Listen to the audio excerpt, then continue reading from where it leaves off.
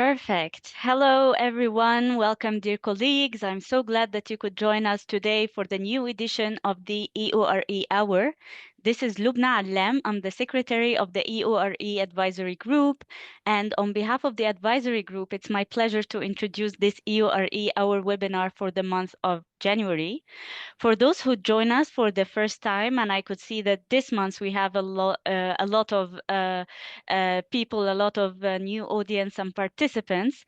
So the EORE, our webinar, is a series of webinars. It's an initiative that was launched at the end of 2021 by the EORE Advisory Group.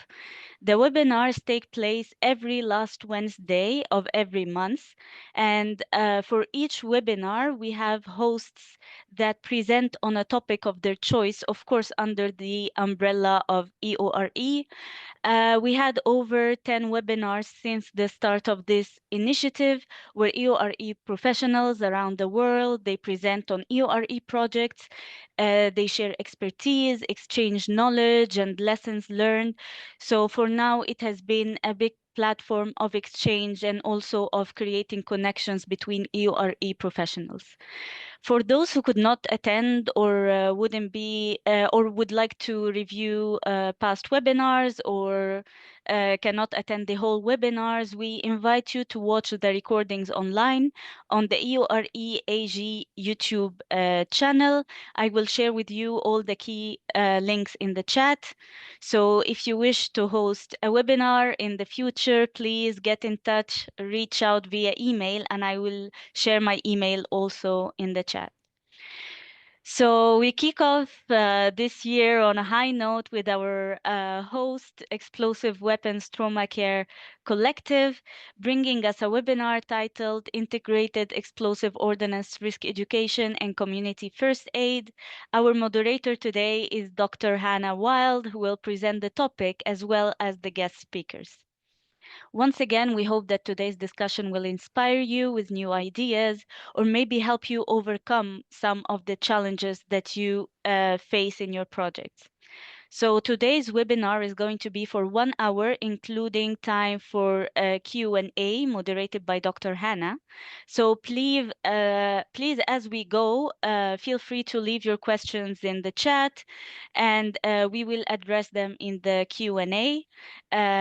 Followed by that is going to be a 15-minute networking circle to give you a chance to make connections with other professionals working around the world on risk education. And we hope that you are going to be able to stay for that part too. So before handing over to Dr. Hannah, just a few housekeeping rules. We kindly ask you to keep your mics muted during the presentations and invite you to submit your questions directly in the chat. As for previous EORE, our webinars, this webinar is also recorded, except for the networking circle, and it's going to be available online. And in case of any technical issues, please contact me via the chat or via email. So without further ado, I will hand it over to Dr. Hannah and wish you all a fruitful and inspiring EORE hour. Hannah, you have the floor. Thank you so much, Lebanon. Thank you for having us. This is a project that a few of us, actually all of us on this panel have, has been a passion project of ours for quite some time, and it's really nice to see it come together. My name's Hannah Wild. I'm a resident surgeon focused on improving civilian casualty care in low resource conflict settings. And through our collaborative group EXTRACCT, we have been working closely with the humanitarian mine action sector. I'm actually presenting to you today from our first combined EORE and layperson first responder training in Burkina Faso. I'd like to start by introducing our two panelists. Unfortunately, Dr. Sanu, one of my colleagues here, couldn't join, but I have our two trainers, medical, actually they're doctors now, they just finished medical school here with me that I'll introduce shortly. So first, Sebastian, Sebastian joined MAG in 2016 as Senior Community Liaison Advisor, and last year took on a position as Head of Programs Performance and Learning Unit with MAG. Before that, he's worked for decades in humanitarian and development field with a focus on mine action for a very broad range of NGOs and United Nations organizations. Pertinent to today's conversation, he was an author of the 2014 UNICEF guidance on victim assistance, which many of us reference heavily. I'm going to introduce my colleague, Dr. Fabrice. Attends, because attends, je viens. We're dealing with multiple training activities, and we're about to meet Dr. Patrick too.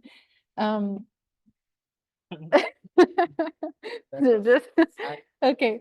Now I'm moving on to Dr. Wallace. We're lucky to have Lee Wallace here with us, who is at the Emergency and Critical Care at WHO headquarters in Geneva. He's with the Clinical Services and Systems Unit, and he'll tell you more about how their work intersects with what we're doing. Before taking up this post, he was head of emergency medicine for the Western Cape government, professor and head of the Division of Emergency Medicine at the University of Cape Town and Stellenbosch. So tons of experience from all of our panelists.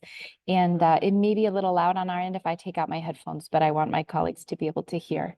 So with that, I'd like to give the floor to Sebastian for our first presentation. Well, good morning, afternoon to everyone. Thanks for the nice introductions, Hannah, and having your colleagues on the call shows real engagement in the field. Wonderful in Burkina Faso. I think you are in Bobo Dioulasso, if I'm not mistaken. So I will switch to a PowerPoint presentation, and you'll see I only have 2 slides, but I can talk a lot. So I'll try to stick to topic.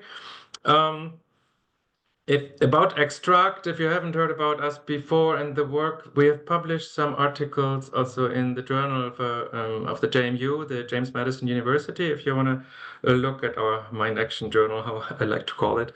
You will find some more text about us in there. And yeah, so let me try to share my screen now. Why in the EORE Hour? Because you will see we do think there is a link, and we are trying to live it. And is that working now? Share. It's just click share. All right. Okay. So it's through our network of community liaison workers and our close contact to the local administration and working with partners really closely. That is in summary why Mine Action Mag as a clearance operator is engaged in this field to support victim assistance. So let me get into the slides. The MAG was founded in 1989, is British NGO based out of Manchester. We work at the moment in around 40 countries around the globe, and in total have worked in 60 plus countries and so on. But as you know, we are basically known for the mine action work, but we also work in the small arms and light weapons area. So of course there are overlaps, but it's also distinct. So risk education we do for both sides, but better not mix it because it is really quite different. So risk education on explosive ordnance and risk education on small arms light weapons. Then of course we all do assessments.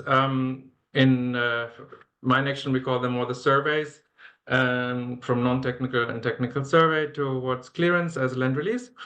And then small arms light weapons, we work a lot around securing weapons and destroying obsolete ammunitions, but also, I learned just now, tons of pyro stuff from fireworks and so on, which are also quite dangerous, as we know, when they blow up.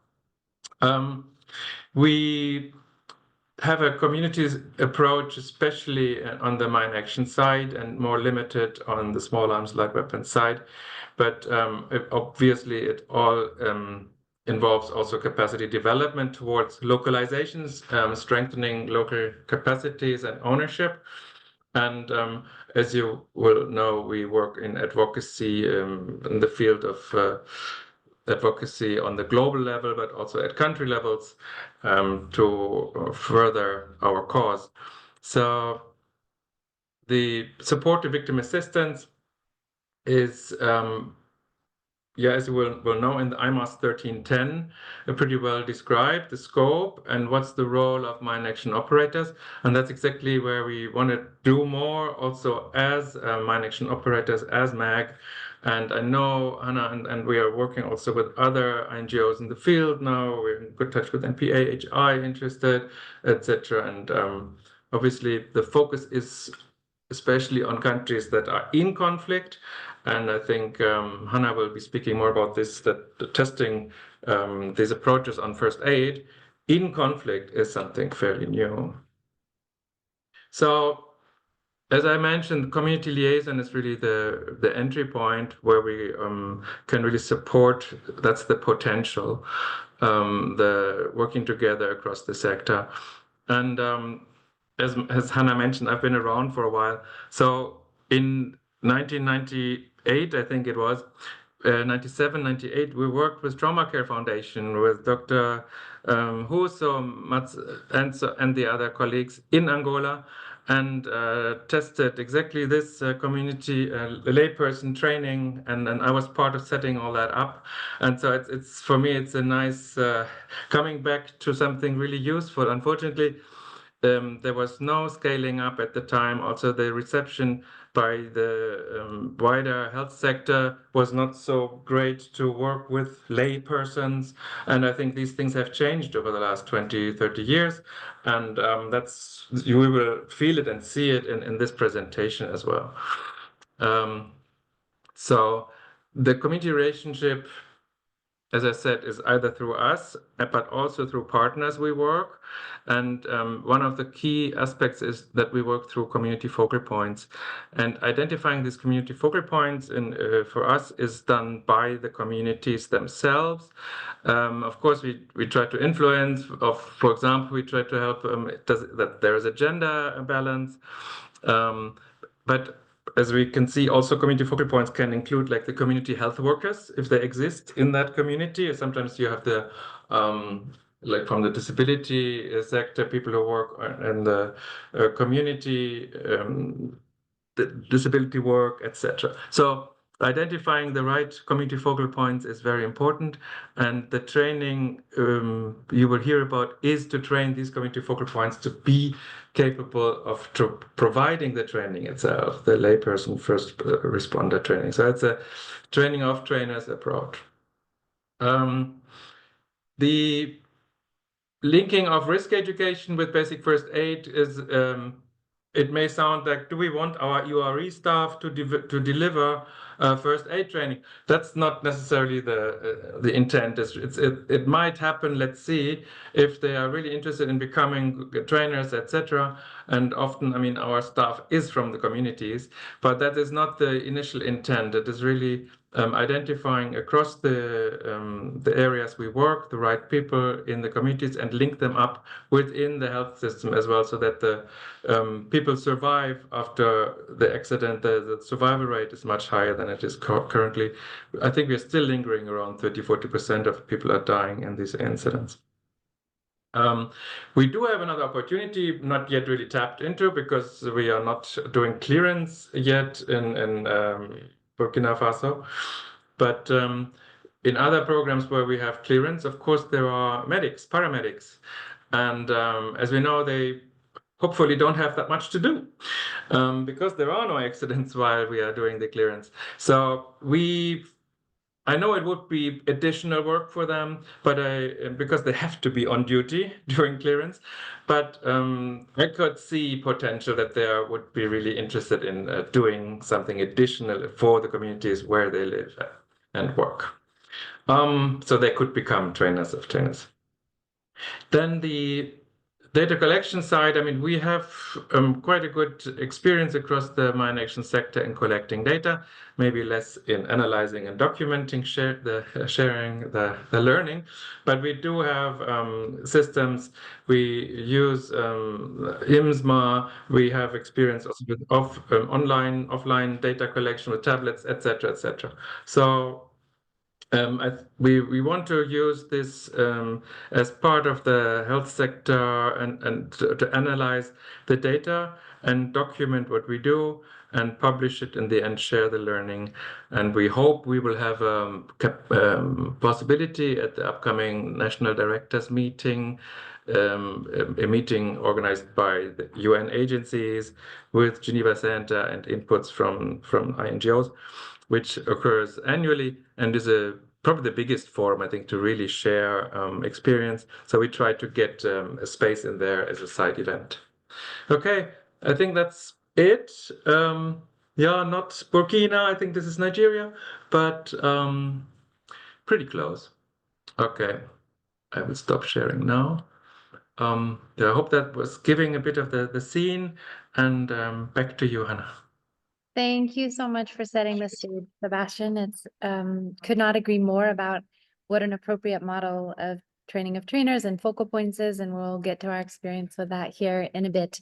But before that, we are really lucky to have Dr. Wallace here with us. And Lee, if I may turn it over to you to speak more about WHO's side with community first aid responder training. Okay, thanks, Hannah. Hopefully you can see my screen okay. And thank you for that great presentation, Sebastian. It was really interesting to hear about the work, and just a note of thanks to the advisory group and to Lubna for giving us the opportunity to be on this session. So as you heard from Dr. Wild already, I'm lead for emergency and critical care at World Health Organization. I'm sitting here at headquarters in Geneva.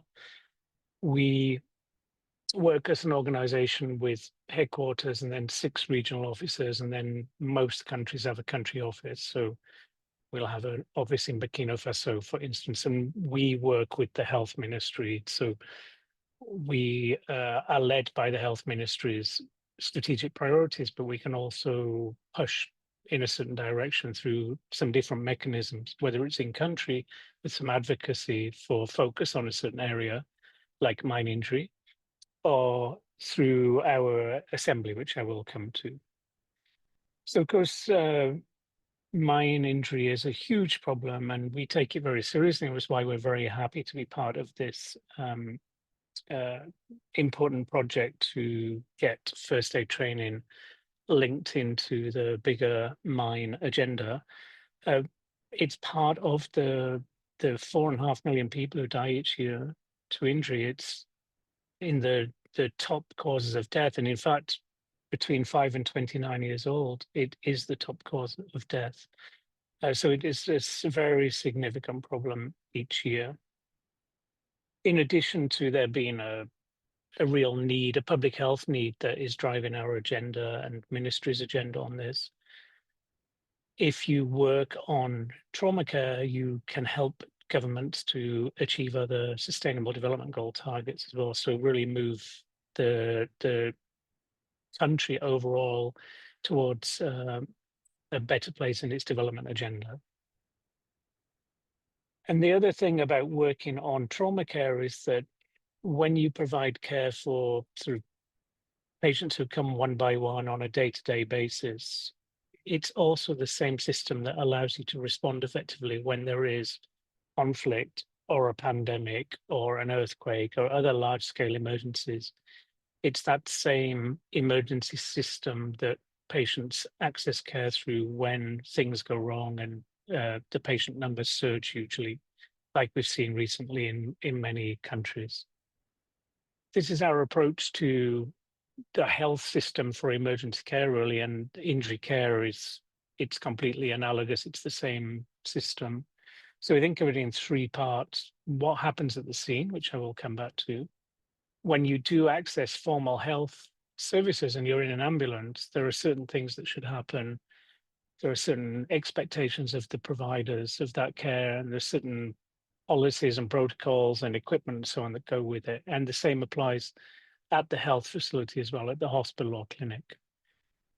But in terms of the scene, while the health system should be able to provide advice through you should be able to phone a number to get an ambulance, for example, none of this can really start reliably unless there's someone at the scene who can do something. So if somebody gets injured, they are not that likely to be the one who can call for help.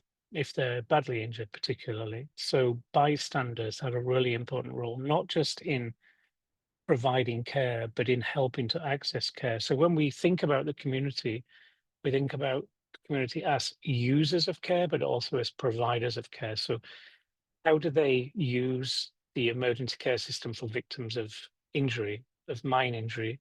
Who can they call? How can they get the patient safely to care? And that's one of the drivers of our community first aid response program. There are many first aid programs out there in the world, but what's different about the WHO one is that we deliberately focus a lot of the course on how do you link into the emergency care system? How do you make the link from the community formally into the health system? It's not just about providing care, it's about being part of the system.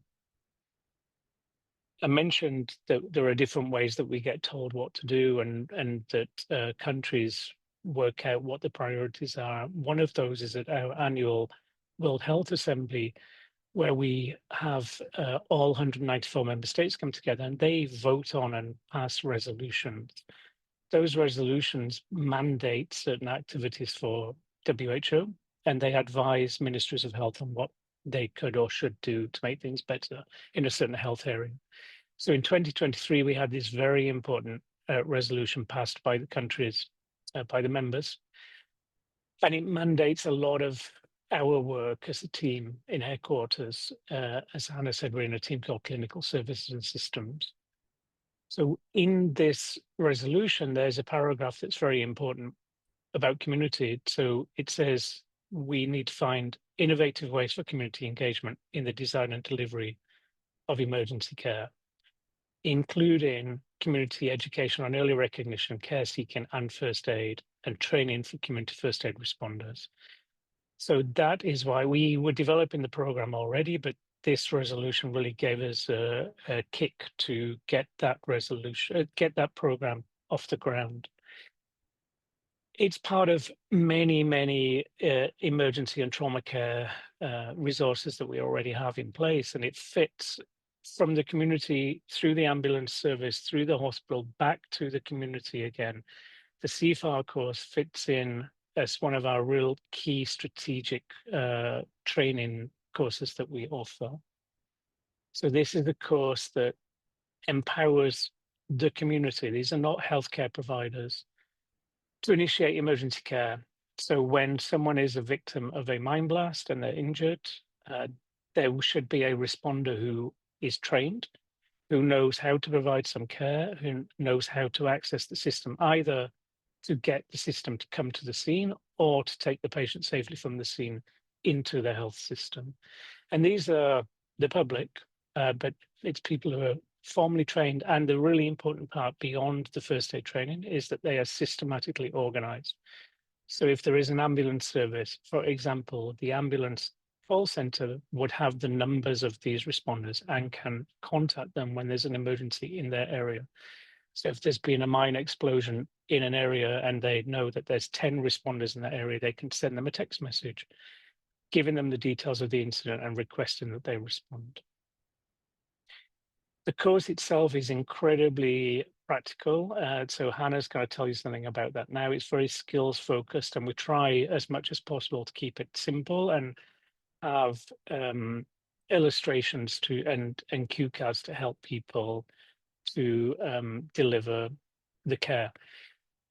This is a picture from training in Somalia. So CFAR is absolutely not intended for Australia or high income country settings. That it's perfectly fine to use there. But the setting that we have in mind when we are working on courses like this is Burkina Faso or countries with similar resources and similar constraints and challenges. It's really important that you get the right participants. We've done a lot of work on this with different countries already. It is not for us to say who the participants would be, but and I'm sure Hannah's going to tell you something about who's been selected in Burkina Faso. Sometimes this would be community health workers who haven't had any emergency care training, but are already living in the village, in the town. Sometimes it could be police or fire responders or other emergency responders who we're just layering on this first aid on top of their existing response obligations. Or it might be just members of the public, community leaders, church leaders, religious leaders of various types, wardens, and so on. The important thing is that the professional health system, the ambulance service, for example, know where these responders are and know how to contact them and send them to an emergency. A reasonable amount of the content is directly relevant to mine injury. There's a lot on blast and burn and penetrating injury like gunshot. So directly applicable, how to manage someone with violent trauma, for example. So here's training of police in Iraq using the same curriculum. So we've done pilots in multiple places, and now we're learning a lot from the work that's going on right now in Burkina Faso. We know that before you roll out this course, so if you're saying in this country, in this area of the country, we need this CFAR program because we have a lot of mine injury patients. The next question is, who would be the responders? Is it the police? Is it the community health workers? Is it straight from the community? So some thought needs to happen about who will be the people who will be trained. And then the second thought process is, how are you going to link them in that area? So the course can't teach here in this town in Burkina Faso, this is exactly what you're going to do. That needs the instructors to layer on the local knowledge. So it needs some pre-planning before delivering the training. What is the emergency care service like in this area? What's the number to contact the ambulance? Let me go talk to the ambulance service or the hospitals.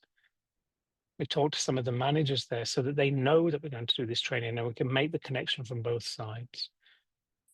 And then when people have been trained, we have various ways that we try and encourage that in the local setting that there's some quality oversight. So somebody, maybe a doctor, maybe a nurse, is looking at the care that the community responders is giving and giving feedback and ongoing training and so on, so that there's always a constant improvement.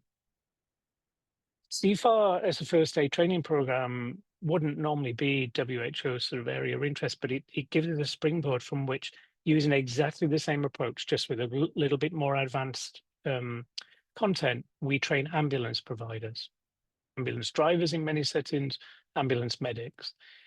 It's the same content that builds up to be the course that we deliver training on emergency care into hospitals to the emergency unit doctors and nurses.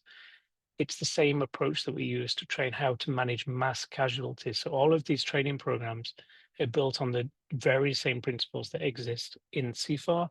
And then as you go further into the health system, it's also exactly the same approach when we use to teach surgeons and the surgical team about how to operate on patients who've had blast injury, as an example.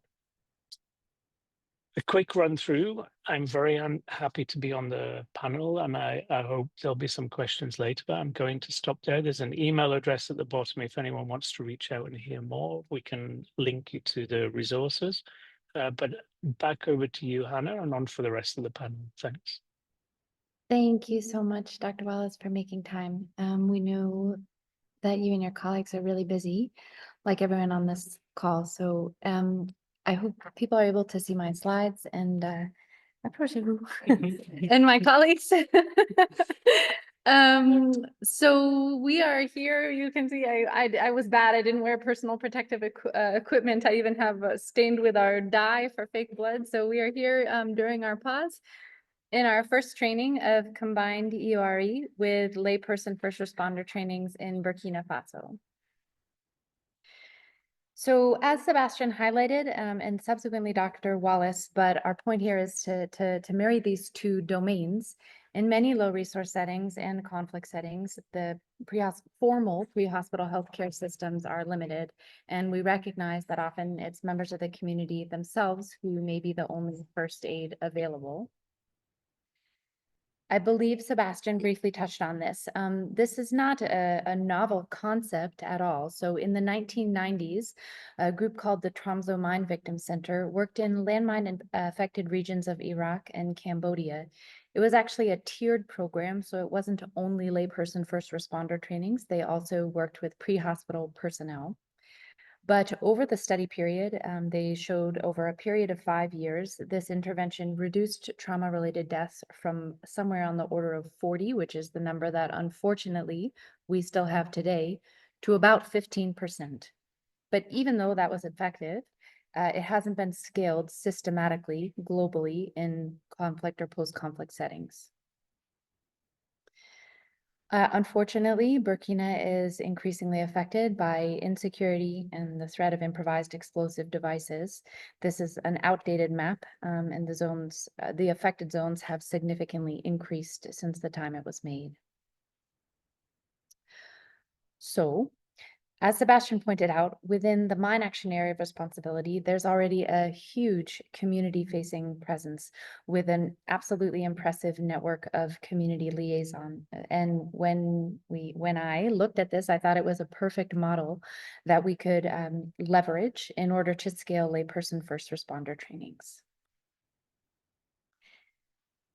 We are also offering it at the same time. It's not only layperson first responder trainings, of course, it's also explosive ordnance risk education, which is all of your specialties. And so the marriage of these two topics, we think, can significantly increase communities' capacity to respond to conflict. So here we are at our first pilot. We are currently in the circle on the west. There's 7 villages with a team of 2 community focal points that we're here training. We're at the regional capital in the west of the country. And we'll soon be doing a second site in the north. And in terms of the population that we are using, so just as Dr. Wallace pointed out, the first phase of this project was a contextual analysis. We, because we weren't certain that we would have even a level of education as high as community health workers, or I don't know if education is the right word, but socialization to certain health concepts that community health workers have, we tried to keep it really, truly as simple and practical as possible. Here, the contextual analysis turned up a lot of elements, both in terms of the populations who are most affected, whether that be drivers on contaminated routes, women who are frequently tasked with retrieving firewood or selling vegetables. And then as far as the community focal points go, we had a range of suggestions. Community health workers were among them, and that may be something that we try to explore more in subsequent programming. At the moment, we have a population of people who everyone is embedded within their community. They live in the community where they are going to train others. We were a little bit surprised to learn that some of them only speak the local language, and so we're teaching in French, but we've totally made it work, and they learn unbelievably quickly, which we'll tell you a little bit more about. Just like Sebastian said, the model is a training of trainers model. So we're here training the focal points who will then take this back to their villages to scale. And with the feedback that we get from this first run, we'll make changes for the next time around.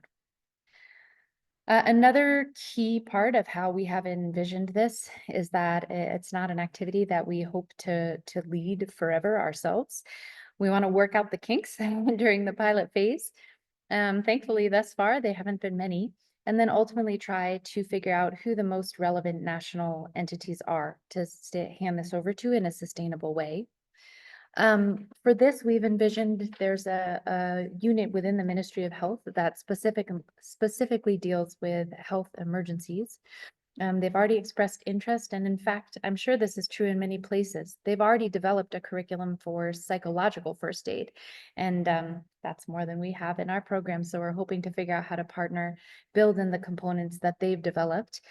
And then along on the explosive ordnance risk education side, it is the National Arms Control Commission that would eventually lead that from the Burkinabe side. So we're in the process of ironing out our curriculum, the mode of delivering that, and then figuring out how to engage national authorities.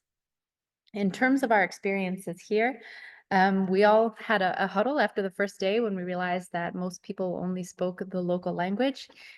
Honestly, it's been incredible. They learn so quickly. We have this one woman from the village who is running everything like a boss, correcting me, and she was right. Telling everybody they're already all teaching each other and pointing out mistakes. And so I think one of the things that I've learned, we did put a lot of thought into how to present the material. But that said, I mean, they're incredibly bright, they're incredibly resourceful, and the principles as well as the need to immediately integrate that in the broader health system have really gotten across. So it's been really moving for me. I will stop there. I'm also happy to take any question. These are sorry, my own screen is blocking them, but this is Dr. Dr. Patrick and Dr. Fabrice here when we were practicing our practicing ourselves.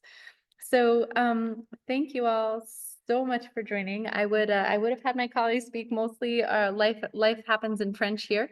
So if not for the language barrier, they are really the trainers here. I'm just here to support as it's the first time that we've done things. So I hope that people will join us for questions. Since I was just presenting, I have to catch up. But go ahead and take 30 seconds to put your questions in the chat, and then I'll start moderating them.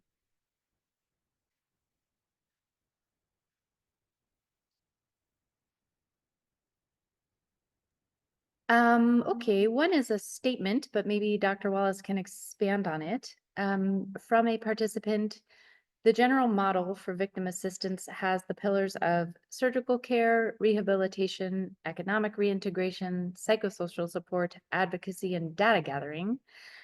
I think we all agree that surgical has to be split into first responder, whoever that is, and surgical, where surgical is formal treatment inside hospital doors. So to pull a question out of that, Dr. Wallace, in other environments, I guess, where you've run this programming, what are the variations you see in terms of links between, community level care, the health system? What types of actors do you end up engaging, for example, in areas where ambulances aren't widespread, such as is the case here? Okay, thanks, Anna, and thanks for the presentation. It's great to see the work that you're doing there with the team, and very nice to meet the newly qualified doctors. And Robert, thank you for the question or the statement. I'm not sure what where the model is that you've brought there, but you're not wrong. I think we use different language a little bit, but it's the same thing, right? So from a health system point of view, we'd think about care at the scene, so victim assistant somehow, or a first responder. We think about care during transport, so the ambulance component of it, and then care at the facility. And sometimes that care is surgical, and often it isn't. Sometimes you actually, wound management in the emergency unit, for example. But if you look at it through a slightly different lens, and sorry, that then goes on to rehabilitation and integration back into the community. If you look at it through the different lens of not from the health provision point of view, but those patients might need legal support, they might need financial support, they will almost certainly need psychosocial support. And then you might say even higher level view is that they're using the fact that there are cases like this patient that we're imagining, gathering data to both inform clinical quality improvement so that the clinicians do a better job of managing patients and the first responder system gets improved, for example, but also to inform policymakers and planners. So data is really important, and that would tie to advocacy. So you use the data to motivate for better resources elsewhere. And we use that a lot in post-road injury. So when you talk about road safety, and there's a whole UN road safety collaboration that focuses on like the 5 pillars of road safety. So pillar number 5 is post-crash care, and it's clinical care, it's psychosocial care, and it's legal and financial care to make sure that you're taking a really holistic approach. Ideally, like with mind, you want to prevent the thing happening in the first place. that's where a lot of the focus should be. But for those patients who have a car crash or have a mine injury, there are multiple aspects. And I clearly in my little presentation, I only talked about one aspect of the care delivery and not the rest of it. In terms of your question, Hannah, I think there are sort of systems that have evolved that we wouldn't clearly recommend that you build from scratch, where taxis are used to make the link to care, or buses because they've done that way, or lorry cargo drivers are somehow flagged down and take patients to hospital, and donkey carts and bicycles and so on. And every country and every town or village makes its own solution if they don't have a robust ambulance. And I shouldn't even say it like that. The norm really in low resource settings is there isn't a robust ambulance system. And when there is, it belongs to the hospital, and it spends half of its time driving boxes around or driving the hospital manager around. It's not used and not very accessible for patients who have an emergency like you'd have in this setting with a mine injury. So what I wouldn't want to do is say, we take a position that if you don't have an ambulance service, you should use this or this, because all of these informal systems are less good. If there is a system in place already, then try and build it out until an ambulance service can, over many years, replace it. But I wouldn't say, use lorry drivers rather than taxi drivers rather than a bicycle. I think whatever's been developed in place is probably, there's a reason for it. That type of transport is available. There's a lot of people who are willing to do this type of thing. So we don't try and force a system on, because the local community always knows better than we do sitting in Geneva. Thanks. Thank you so much. Sebastian, you have something you want to add to that? Yeah, just quickly, just going back to the Angola experience, we, from a different side, set up also ophthalmological care, so like eye care. And it turned out they were really important to help the mine victims who had all the blast dust in their eyes, couldn't see anything. And often that was then, when they were lucky, the only injury, but it was really helpful to have that care. Or one more aspect is, when you made it to hospital, let's say the surgeons know what they do. One of the biggest needs is a calorie intake. So I think 4,000 calories per day.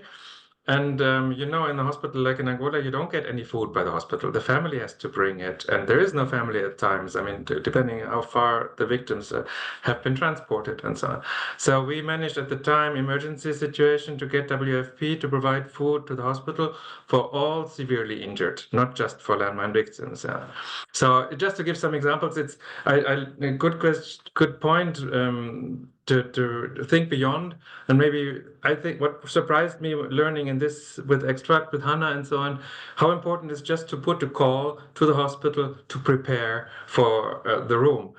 Because often we know, and doctors are not available, the right persons, and there are very few, have to be mobilized to come to the hospital to be ready once the victims arrive. And this can really save lives. So there's so many aspects, and it's enough to really try to lower mortality. It's already a huge project in itself. Hannah? Thank you so much.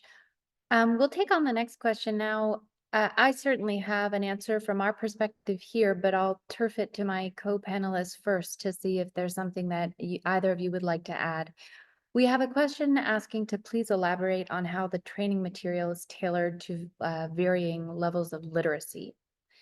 Sebastian, Ali, do you want to add anything before I explain what we've done here? Yep.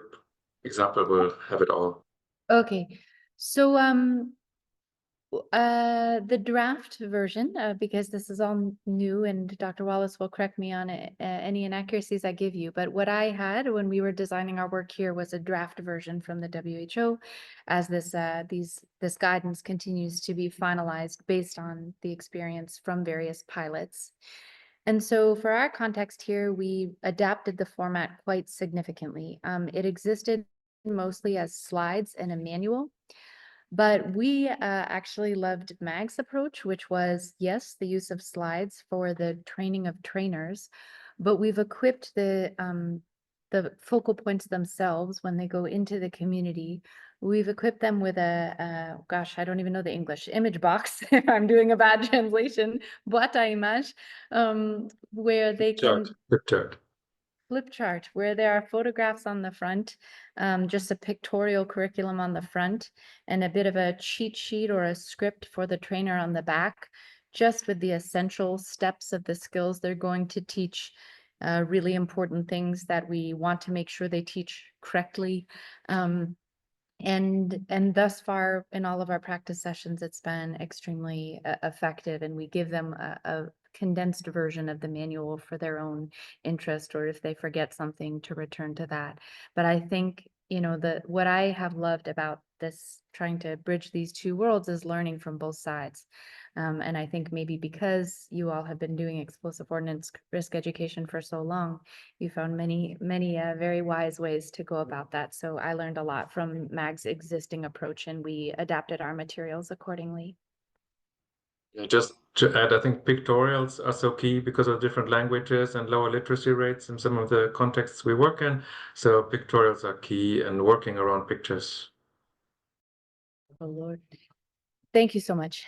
Hi, Milena, and thanks for the question. So maybe Sebastian, I'll read the question. Maybe Sebastian, you can start with MAG's existing approach to monitoring and evaluation, and I'll comment on what we've done here. I would also be really curious to hear first from Dr. Wallace what their vision is for optimal monitoring and evaluation when CFAR is done. So the question is, how do you plan to assess and follow up the impact of the training? Identify when, for what do focal points trained use their new skills? Do you provide them with any equipment? So Sebastian, first, maybe we can hear about your existing approach to monitoring and evaluation. Then I'll ask Dr. Lee the relevant subpoints. Well, first we need to decide that we want to monitor on this. And so we have to integrate it into our existing systems. So, for example, for risk education, we have our pre-post surveys across the sector, and people are used to doing it individually with one of the participants and so on. So, for trainings for TUTs, we have pre-post usually, so to check the knowledge level before and after. And of course, it's good to have satisfaction aspects in that part as well. So that's standard for any training and training of trainers and so on. I think for this, it's of course about how do we lower the injuries, but unfortunately, I think the statistics usually are not that great on death and injury, especially during conflict. So probably it needs to be part of the system to help improve surveillance, so injury surveillance, and looking into that as well, jointly with the health sector, because it's a typical health sector activity overall. Thank you, Sebastian. Dr. Wallace, what do you envision as optimal monitoring and evaluation for CFAR in various settings? Sebastian's made a lot of really good points there. Just to build on those, starting from the end. So if there's a surveillance system in place, making sure that these victims are included in the injury surveillance. So currently, there's only mortality surveillance in the places where injury surveillance happens. We are working right now on non-fatal injury surveillance and what could be measured. So we're hoping to bring some guidance out on that soon. So this could tie into that. But in terms of the course itself, we can make recommendations. We will when the course is pushed out. With a lot of our training materials, we put them out in public, and then we sort of hands off and let the professionals decide what to do with them in the local or national context. So the assessments that we have done and will continue to do on our courses, including CFAR, they're mostly, as Sebastian said, they're knowledge, skills, and attitude. We do sort of pre-post tests. We often do skill retention and knowledge retention testing later. But much more importantly, but much harder to do and becomes expensive, and so we don't do it very much, is behavior change. So are you taking the things that you've learned and doing them? And beyond that, clinical outcome. So is there an improvement in mortality or patient satisfaction or patient disability or length of stay in hospital or cost of care, any care delivery related outcome? the further into my response you get, the more expensive and harder it is to do. So we have a range of suggestions. But what we tend to do, just from a realities of resource availability, is we will measure these sort of educational indicators in some countries as we pilot, and then we'll tell other countries, when you start to use this, in other countries, we showed that people learn, their test scores go up, their confidence goes up, and 3 and 6 months later, they've retained the skills. It's not the best monitoring strategy, but it's a trade-off between practicality and affordability. Thanks so much. That definitely resonates with our experience here, which brings up that one of the main challenges we faced here in terms of bridging CFAR as it was envisioned with explosive ordnance risk education as it exists. After the training of trainers, the EORE sessions are short. This is an hour in the village or something, and CFAR is supposed to be 2 days. So we reorganize things into 4 modules to make it a little bit more flexible, whether how that is offered at the community level. For training of trainers, it's not a problem. And we've taken a similar approach. We'll see how it shapes out, but sort of a tiered, confidence scores as a minimum, knowledge-based tests, and then behavior being skills. So the trainers will observe and also observe teaching in the case of the focal points. And we have a rubric for that. And then we also have an incident reporting form where hopefully when people use their skills, they'll be able to inform the focal point, or during quality assurance activities, which are already done by MAG, we'll be adding on a part for our training, and hopefully also gathering more information about incidents or skills usage that may not have been submitted using the form system. We had another question asking about adapting to level of literacy. I feel we've already covered that, but I'm happy to take any additional questions if any of that wasn't clear. Finally, this is geared towards Sebastian, but I'd be very curious also to hear Dr. Wallace's standpoint on this. But the question reads, Sebastian, from your experience in Angola, is it a good idea to use military personnel for this activity, particularly for training? And I guess what I would ask, or I would reframe it slightly, is that, when we're mapping out who are the first responders, actually in this context, for example, it actually often is military or personnel in support of the military. So it's very hard to cleanly delineate in a sort of conventional humanitarian way. So from both of your perspectives, what are your thoughts around this topic? Starting with Sebastian. Yeah, thanks. Just on the last point, I think thank you for adding quality assurance, because it's like working with community focal points. We have a lot of experience, but it's the follow-up that's not easy. And so we do have calls with them to follow up. What have you done over the last month or so? And so it's because we are in the headquarters and they're in the deep field and so on. So often it's done through the telephone as well to follow up, and we provide, for example, a few credits for the SIM card over the months to allow that communication. So as you said, Hannah, let's integrate these kind of questions to follow up. Is the training really working? Has there been any incident? Have you actually used your skills, etc.? On the military as first responders, very interesting questions. And actually in Angola, there was the military hospital. We worked with them, so it was like separate to the civilian hospital. And a lot of victims went straight to the military hospital as well. And in other countries like Sri Lanka, and so it was just to make sure that this military system also opens up to the civilians, especially after at the end of conflict, to open their facilities to the public. And I think that's not always the given. So there were quite a lot of negotiations around that, and I think it has happened, but that's what I remember. I think it's a little bit, military will be used to training, for example, on the tourniquet and the use of tourniquet, and they will think this is the panacea, and I will definitely teach everyone how to pull a tourniquet. And I think maybe it's a chance for Hannah to say that tourniquet can be deadly or at least leading to high-level amputation in contexts where you do not have a military and first 1 hour, golden hour responses, etc. So I think we have amazing, we had up to 100 people on this call. Maybe it's a chance to talk about the tourniquet for a second.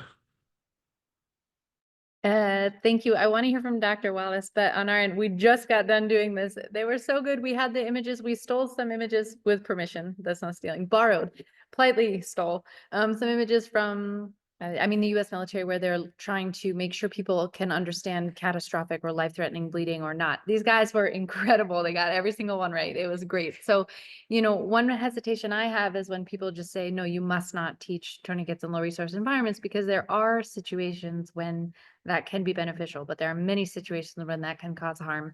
And at least with our current group right now, it is possible to help them differentiate that. We're seeing that it is possible. Okay, Dr. Wallace, any thoughts on the question about involvement of the security enforcement?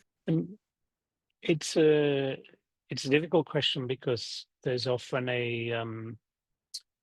there's a power differential. There's often a reason why there's a military presence in the community, and it might not sit that well with the community or with the patient. But if you that sort of political aspect of it, if you leave that out, for sure, whenever we're talking about any intervention in the health system, we always need to remember that the military have a very big role in many countries. And I think if there's a agreement in place between the health ministry and the defense ministry, then absolutely the military first responders are often not only suitable, but they tend to be more readily available. They tend to be more comfortable in an emergency environment. They tend to be able to access resources that the lay community can't. So it's a very good route to go, but it's obviously not without its potential problems.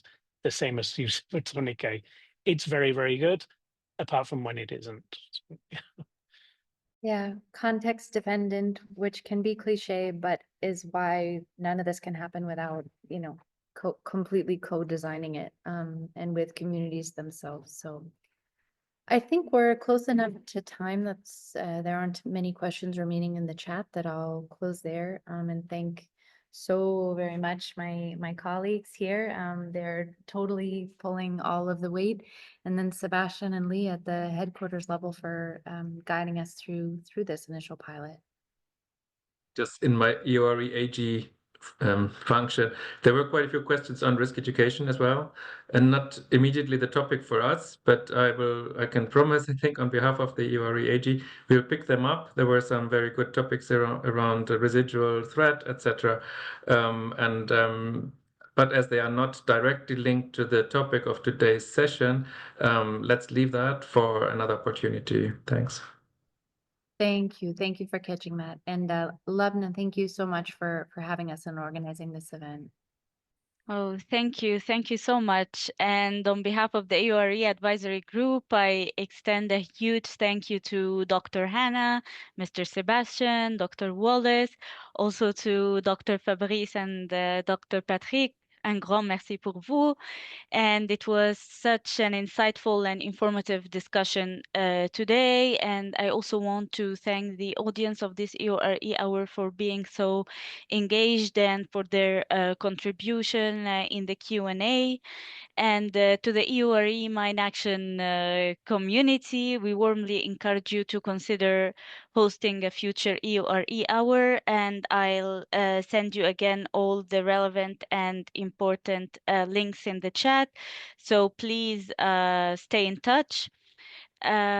So as we prepare right now into the next segment of the EORE Hour, which is the networking circle, I invite you all, if you have the time, to join us for this segment. I'd like to remind you that this segment, it's not recorded, and it's entirely optional to join. So for the next 10 to 15 minutes, we'll focus on sharing insights, starting the discussion based on these 2 questions, and I'll send all the remaining participants to breakout rooms where they can have a closed discussion. So again, thank you very much for the esteemed speakers of this and the host of this webinar. Thank you very much, and thank you once again to the participants. And I'm going to be sharing with you soon via email the upcoming EORE hour for February.